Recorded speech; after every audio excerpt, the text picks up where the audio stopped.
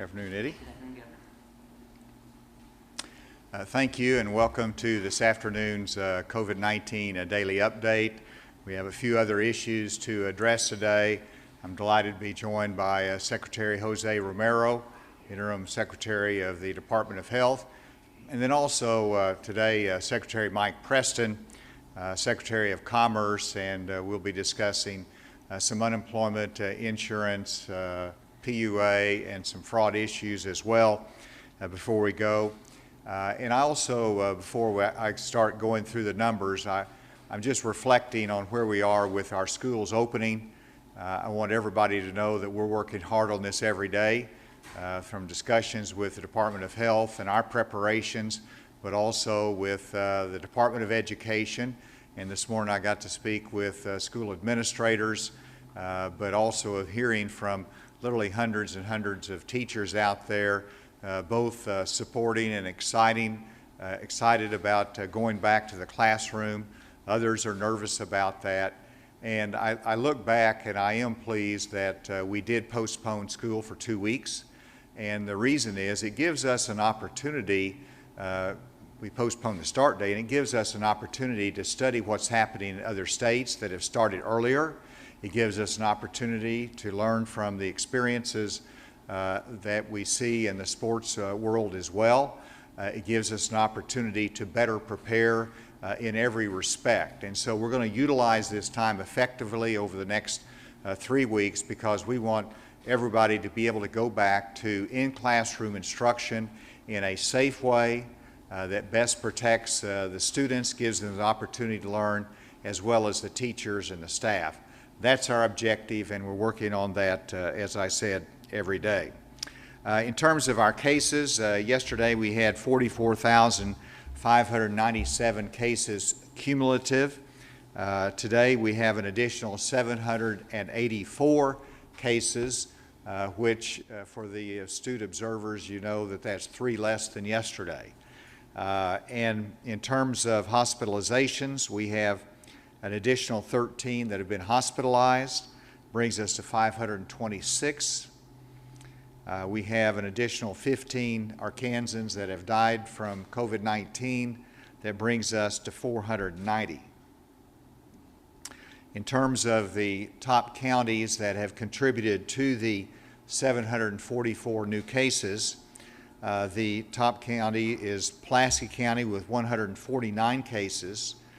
And the next one is Sebastian County with 56. Now, I know there's a population variance or large density of population in Pulaski County, but that's a big gap between the number 1 and the number 2 county. Mississippi County at 55, Washington County at 45, Benton County at 35, Saline County at 25, Crittenden County with 24, and Jefferson County with 23. So once again, we see some of the top Northwest Arkansas counties contributing to that. The rest are scattered around the state, from Mississippi County down to Saline County, and of course the rest are fewer than 20. In terms of tests, we've done 5,840 tests over the last 24 hours. And let's go to the slides. And here you can see the pattern, the last 2 days being fairly flat. Obviously, the next one shows the rolling average, and the rolling average is down from our peak. We'll see where we go. We hope that mask mandate, the greater discipline of Arkansans of social distancing will continue to make a difference. The number of active cases is not at our peak again, but we saw that's about flat from yesterday. The number of currently hospitalized, you know, this is, as Dr. Romero will mention, both the deaths and the hospitalizations follow on an increase in cases. So this increase is reflecting the increase in cases from some time ago when we were at a higher level than we are now. We hope the fact that we've been flat for some time will reflect a decrease in that hospitalization over time, but we will see from that. But that's our hope. The positive test results, these are those that have submitted, and of course over 90% of those that go in for a test come out with a negative test. But our positive rate is 8.5% cumulative from the very beginning.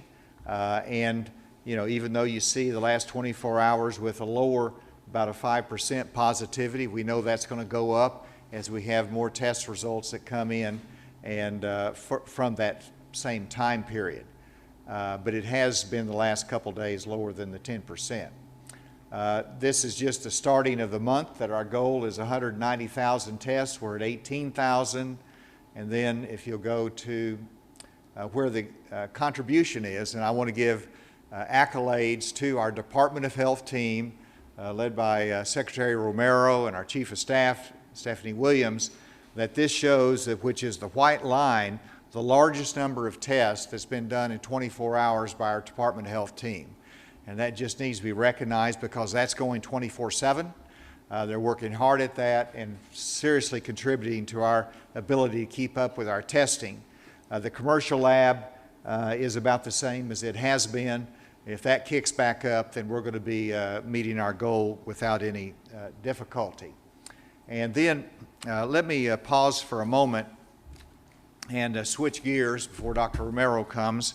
And I wanted to mention that when it comes to our pandemic unemployment assistance claims, and when it comes to our unemployment claims, we have some of those that are on hold because they've been identified as potential fraudulent claims.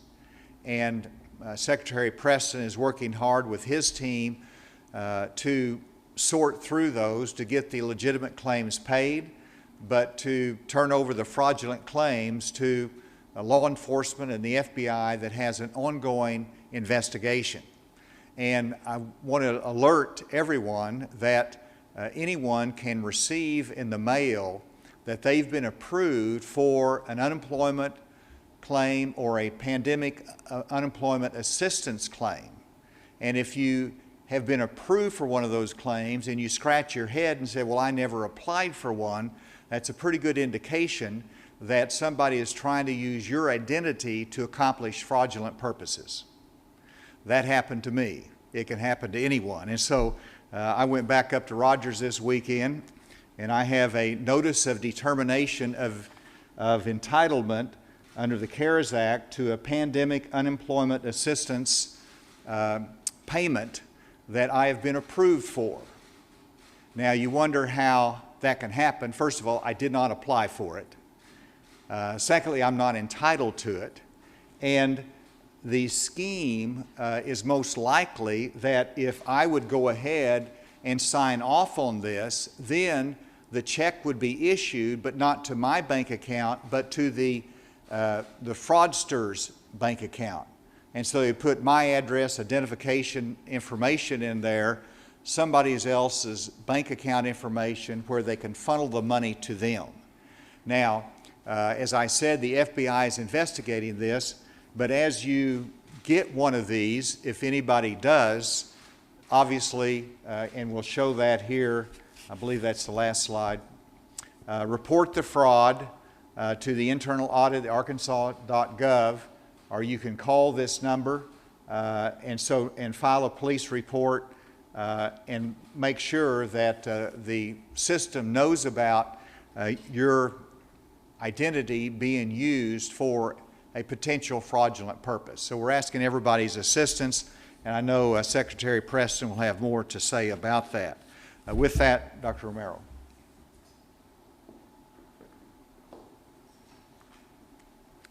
Thank you, Governor. So let me hone the numbers a little bit for you all. As mentioned previously, the new cases were 784. 774 of these came from the community, 10 cases from correctional institutions. Hospitalized individuals are 526, an increase of 13. Individuals on ventilators, this has a decrease by 7 and is down to 101. Total deaths, 490, an increase of 15. Total number of individuals recovered are at 38,000 individuals. This is an increase of 760. Our active cases are 6,891, 88 cases in the nursing home residents, 393 in correctional institutions, and 6,410 from community cases. As mentioned by the governor, our total number of cases now cumulatively has been 4,381. As for the testing, as mentioned, the labs performed 5,840. We've had a slight tick upwards in the percentage to 8.5.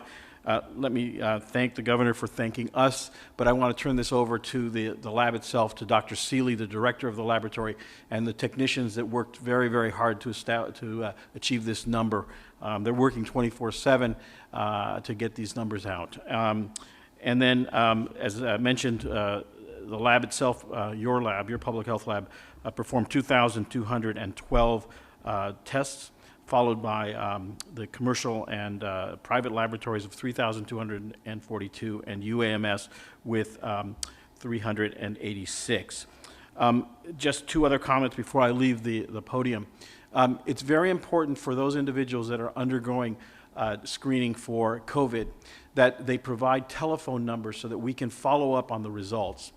We are doing analysis at this time to see what our times are on reporting and reaching these individuals. One of the biggest problems we have is not having adequate contact information for these individuals. So I want to stress that it's very important that you give that telephone number to us. We understand that there is concern about giving that information out to be scammed by somebody, but we are only using it for ourselves and for the CDC. Lastly, I also want to point out that for those individuals that are concerned enough to have COVID testing, please enter quarantine when you have that done. Do not wait for the test to come back. If you are concerned enough that you have COVID, then you need to go and isolate yourself until you are contacted by either electronic means or by a contact investigator. So I'll end here and turn it back over to the governor.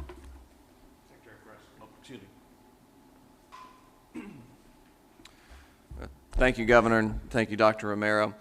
As the governor mentioned, with the unemployment insurance fraud and the PUA fraud, it can literally happen to anyone, as the governor learned this weekend as he received notification of the PUA claim that was filed in his name. We've additionally had several cabinet secretaries who've had it filed in their names as well, so I've received phone calls over the last few days as well indicating that a claim had been made. So I point all this out to say that in what we've learned in talking with our counterparts in other states, as well as our national association, and obviously in conversations with law enforcement, this is part of a national, even international ring that is trying to defraud the system. This goes back to breaches that have happened over the course of the last couple of decades from various sources, and where it is that information is fraudulently obtained and stored, and then at the opportune time like this one, those bad actors will then use this information to file claims, and hopefully that they can game the system because we do have so many claims coming in. So what does that mean for us that we are looking at as a team that we're having to unfortunately flag more claims than we normally would to stop the fraud that's coming in? And just some rough numbers to look at right now, we have approximately 27,000 claims in our pandemic unemployment assistance that are on a hold or in a potential fraud status, and an additional 10,000 within our unemployment insurance that are in a fraud status. So we are trying to get through that backlog so that we can make the payments to those who are in need of that payment and who rightfully deserve that payment. But we have to do our due diligence because, one, we don't want to pay pay claims to those who are fraudsters who have claimed it. The other side is that if we pay that, when the federal government comes back and does an audit on the state and our unemployment system, all those fraudulent claims that we paid out, we'll have to then reimburse the federal government. So there's multiple reasons why we need to be very cautious and very careful in doing our due diligence to check and verify that we don't pay out those fraudulent claims. So our team has been working very hard to put together all of our resources on how we can address this. For those of you who are in a hold status in PUA, you should receive or have received a letter in the next couple of days telling you to how you can go ahead and verify. We're setting up verification stations around the state. Again, that information will be addressed regionally and given you on the certain days to come in. And we're actually partnering with other state agencies who are going to assist us and do some identification verification. So that letter will ask you to bring in the actual letter, your PUA claim, along with your identification. That way we have someone from the state who can lay eyes on that claim, on your ID, and make sure you are who you say you are and you are claiming that claim. Will be then able to unlock your account and make those payments happen. On the other side, if you are one that's received a fraudulent claim, or you're an employer who you received a notification from DWS that your employee has notified of a claim, let us know immediately, and so we can not issue a payment to that, put a hold on the account, and let our fraud team investigate. And I'll refer back to how to report fraud. Honestly, the easiest way and quickest way is going to be through that email address that you see, adws.internalaudit@arkansas.gov. Send an email with your name, your information, just a little bit about the claim, and someone will reach out to you. You can call that number. Obviously, there's a high volume of calls right now. I would suggest leaving a message. That message then translates directly from a voicemail to an email. So our team is just opening those emails as they come in as voice messages. So if no one answers, please leave a message. It goes to our email system. That way we can follow up and answer those questions. You can also visit our website, and there's a form there that you can upload as well as another way to report those fraudulent claims. And again, this is for businesses who have received this information, for individuals who have received this information. And as the governor mentioned, please file a police report. Law enforcement is looking into this from multiple angles. We want to make sure that we're tracking this accurately. As you can see, it's a wide-scale issue for not only Arkansas but across many states. We want to make sure that we're doing everything that we can to combat fraud. On a good news side, I would say that we're seeing our continued claims down to about 90,000, which is at the lowest point it's been in some time. We peaked around early May at 122,000 continued claims. We are still seeing a high level of initial claims, somewhere between 10 to 15,000 each week, and part of that is because of these fraudulent claims that we're seeing. So the actual claims are not that high each new week. It's just because we're seeing such an uptick in fraud that has become an issue. So our team is working very diligently to make sure that happens, but we wanted to get this information out of how you report. Please report it so we can stop these payments and make sure we have that cleared up. And again, to those who are in that hold status that legitimately have a claim, please bear with us as we work through this. You should have received this letter or a letter very soon with the details on how to work through this, and we'll work with you very quickly to hopefully get that cleared up and your payments made and issued in the next couple of days. Thank you, Governor. Thank you, Mike. With that, we'll take any questions. Do we know by chance how much has been paid out in fraud, or that has been, I don't know, you understand what I'm asking here? I do understand Okay. what you're asking. I'm not sure we have a quantifiable number for that. Yeah, we wouldn't be able to this point tell you traditionally, Arkansas has actually been very good in terms of our fraud rating that the Department of Labor grades us on. We've done a good job in not paying out fraud. We're one of the lower states on that. We've always prided ourselves on that. Hopefully that can continue. But to date, I think we've, in terms of the pandemic unemployment assistance, we've paid out around a little over $500 million. The pandemic unemployment compensation is close to about $1 billion and paid out. So we've seen a lot of money move throughout our economy. We're hopeful that most of those are legitimate claims, and a lot of them probably are. Can I say that there's no fraud in there? I'm sure there's some. We just don't know at this point what that looks like. About the unemployment claims, do you know out of these frozen accounts, how many have you unfrozen? After verifying the information, or? I would have that number. Right now, there's 27,000 that are currently frozen. There are some that have been unfrozen that have been moved through. Our hope is that, as I said, with that letter that we've sent out to everyone, we're going to send it out to all 27,000 to try and verify. So over the course of the next couple of days, in the next week or two, we're going to send a letter to all those, and then we'll know for sure exactly how many of those were actually fraud, and then all those ones will be unfrozen, either or a permanent hold because we know it's a fraud and we're not going to further on, or we've received the information that we need on our end to do the due diligence to release payment. So hopefully in the next couple of weeks, we'll have that 27,000 backlog completely cleared out. It sounds like these have been frozen for a while, like a few weeks. Some of them have, yes. So we've got a team internally that's working on those, but it's harder to verify without actually going in person to see them. That's why we're going to encourage everyone to come to these stations that we're going to set up around the state to have that. But how many have been released? I mean, I go back at the number. We're making out, like I said, $500 million in payments. So we are making payments. We're alleviating some that were in a potential fraud status. We're able to catch it on the PUA side a little bit easier because it's a newer system. So we can query our system to look for certain things. Unfortunately, like I said, sometimes they are legitimate claims that are getting held up, but in an abundance of caution that we don't want to pay out fraudulent claims, we're having to use that. Do you know how many fraud reports you've received? Fraud reports. I don't have that number now. Governor Hutchinson? Yes, I hear somebody remotely. Yeah, I'm Elijah Mundy of KJRW 94.5 FM in Eastern Arkansas and KCAT Radio in Pine Bluff, Arkansas, and I'm a member of the Arkansas Broadcasters Association. It's my first time doing this. Governor Hutchinson, I know that you have delayed the school starting, and the question that I want to ask you is that because so much is still not known about the coronavirus, there is much confusion, contradiction, and fear in the debate whether or not schools should be open. Now, in some school districts, this is going to be an almost impossible burden to manage, and the financial drain that could also result could be a real problem.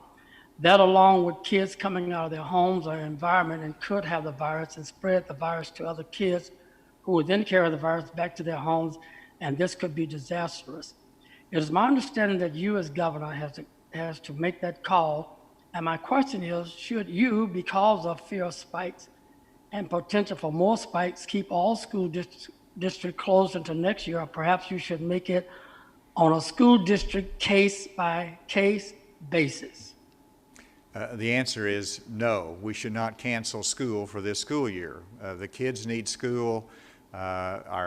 Everyone needs to have that opportunity for education that's out there, for the interaction even with the extracurricular activities that are so important to our students. So we need to have school this year, absolutely.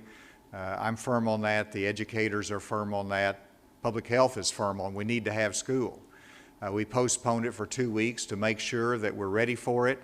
You indicated there's a lot we don't know about this virus. There's a lot we do know about it. And one thing we do know is that you can socially distance, you can wear a mask. There's things that you can do to protect others and to avoid that spread.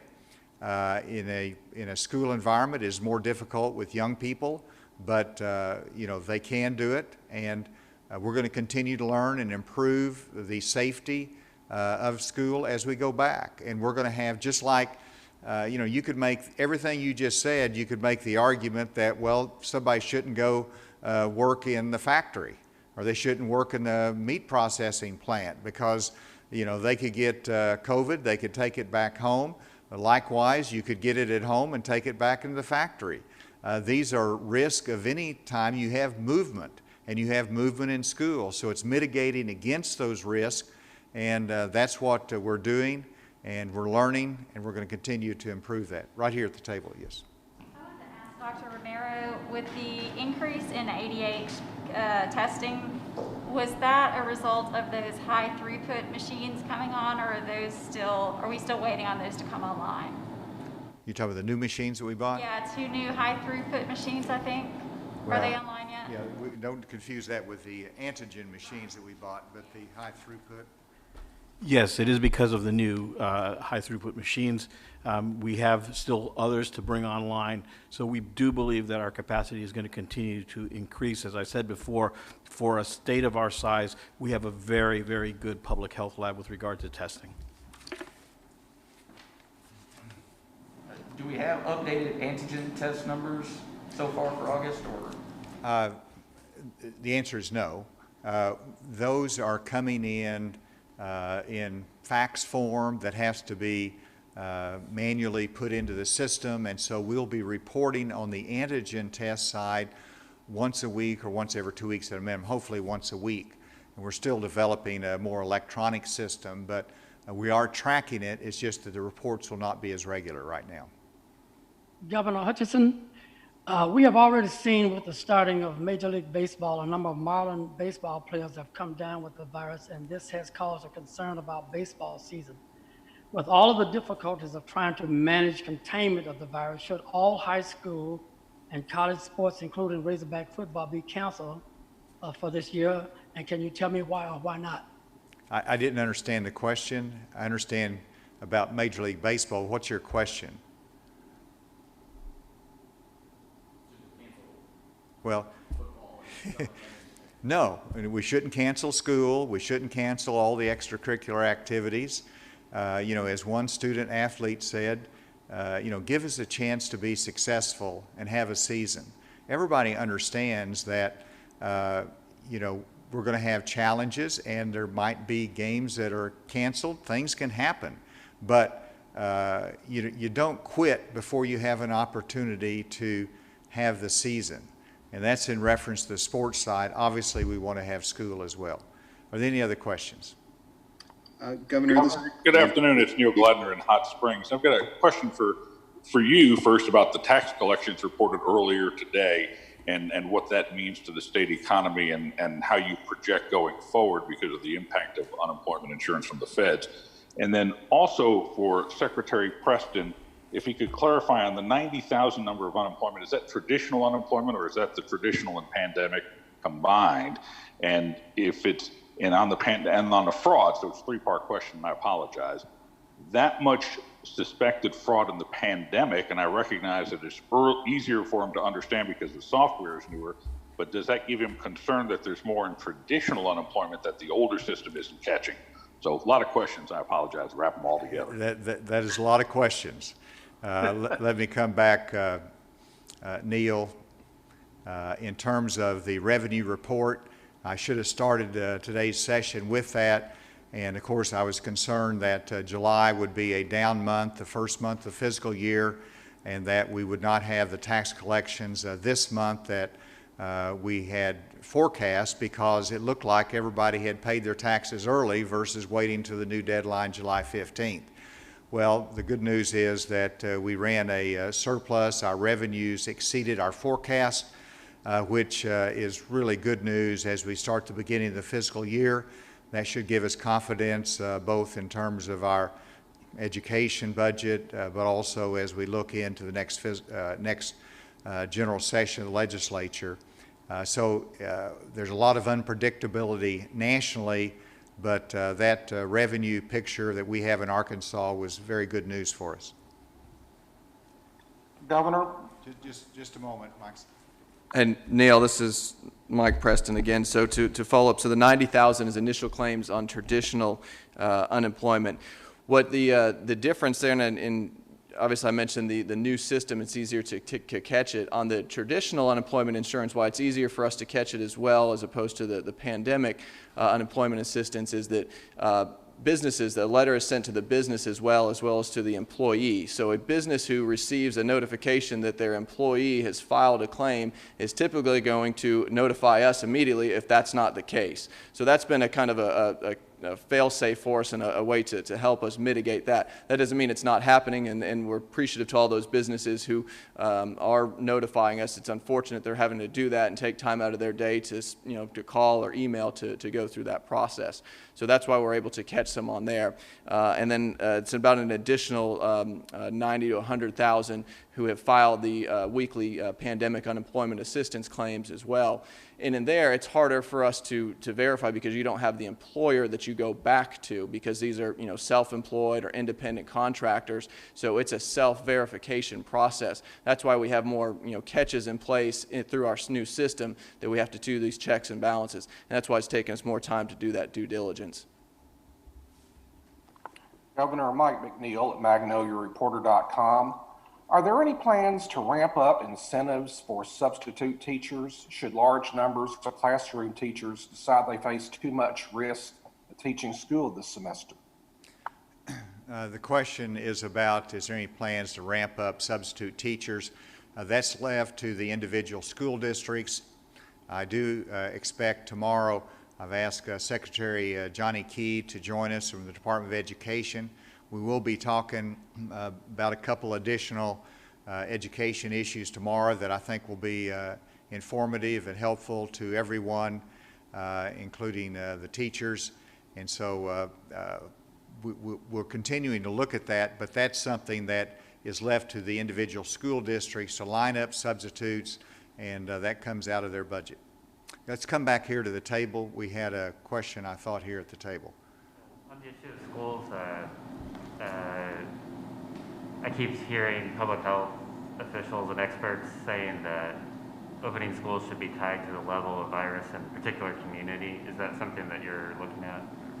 I tell you, they've been terrific up there and supportive, but I hear 3 different messages from 3 different doctors in reference to standards for schools.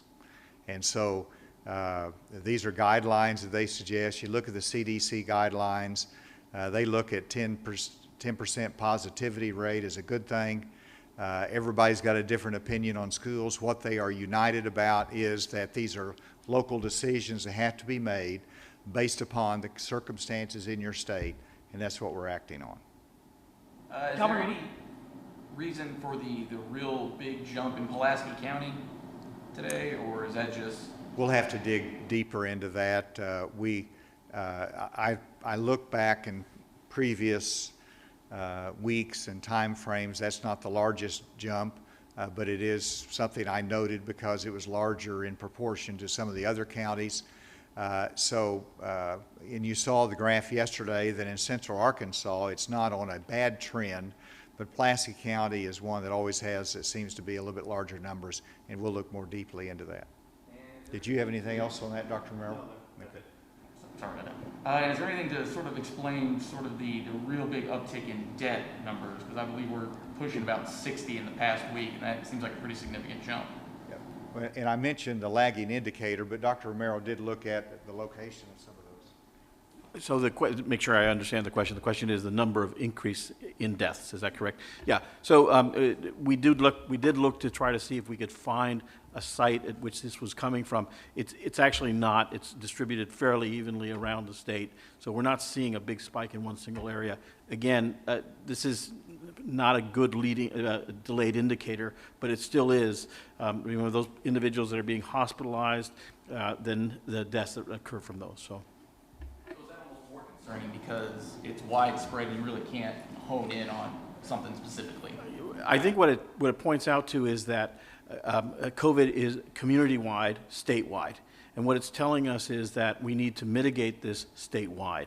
It's not just a single issue in one particular county or one region. Dr. Romero, on that same note, I've noticed from the coroner's reports that it looks like deaths in the Marshallese community look like they're slowing. Is that something that you guys have noticed, and have you noticed a trend in a decrease in infections within the Marshallese community? Yes, so I can't answer that specifically because I haven't looked at that to that degree, but I'd be happy to do so and inform you later. Asa Hutchinson? Yeah, so Dr. Romero's based upon data. The fact that in northwest Arkansas the cases are going down, and the fact that the Marshallese and the other minority populations comprise a large part of those cases when they were going up, I'm hopeful that that is the case, but we'll have to look at that more deeply. Governor Hutchinson? Governor Hutchinson, this is Jamie Weiss with 4029 News. Quick question for Dr. Jose Romero. Dr. Romero spoke with educators in a Q&A on Thursday, and he said that students and teachers would have to self-report if they're positive for COVID-19. I was just curious if you could talk about what the role of contact tracers are in preventing spread, because I'm sure there's concerns for teachers and staffs about having to self-report, especially for some of those younger kids that might not show symptoms. Did you understand that? I think I did understand. So, and if this answer isn't addressing your question, then please tell me again. So the school will notify the health department of the case. The school is being asked to put together a list of individuals that are contacts, and the health department will do the contact tracing. So the contact tracing is not being done by the school; it's still being done by the health department. But we're asking the school to give us a list of those individuals that could have been exposed.